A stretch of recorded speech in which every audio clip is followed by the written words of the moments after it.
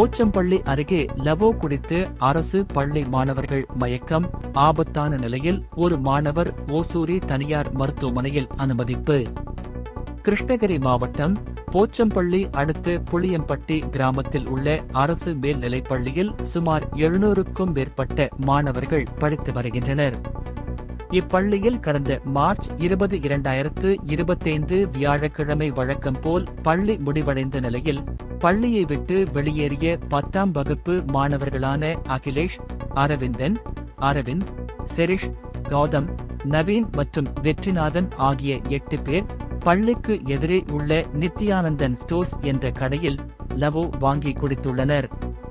பின்னர் அனைவரும் அவரவர் வீடுகளுக்கு சென்றுள்ளனர். அடுத்த நாள் வகுப்பறைக்கு வந்த ஆசிரியருக்கு 8 மாணவர்கள் பள்ளிக்கு வராமல் இருந்தது குறித்து சந்தேகமடைந்து பெற்றோருக்கு அலைபேசியில் தொடர்பு கொண்டு பேசிய போது 8 மாணவர்களுக்கும் உடல்நிலை சரியில்லை என்பது தெரியவந்தது.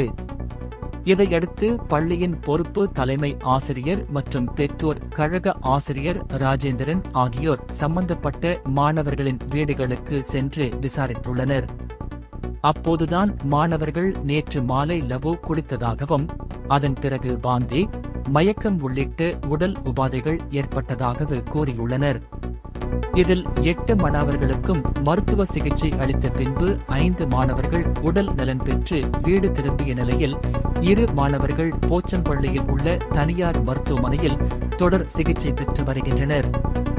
மேலும் கௌதம் என்கிற மாணவன் மேல் சிகிச்சைக்காக ஓசூரில் உள்ள தனியார் மருத்துவமனையில் தீவிர சிகிச்சை பிரிவில் அனுமதிக்கப்பட்டு ஆபத்தான நிலையில் உள்ளார். இந்நிலையில் நேற்று பள்ளிக்கு வந்த சிறப்பு மருத்துவ குழு பள்ளியில் உள்ள அனைத்து மாணவர்களையும் பரிசோதித்து மருத்துவ சிகிச்சை அளித்துள்ளனர்.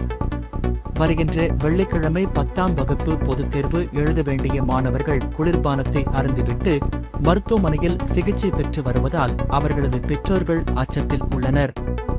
இதுகுறித்து பள்ளியின் தலைமை ஆசிரியர் துரைராஜ் அவர்களிடம் பேசிய போது, பள்ளியை விட்டு வெளியே சென்ற மாணவர்கள் குளிர்பானம் அருந்து உடல் உபாதைக்கு உள்ளாகியுள்ளனர்.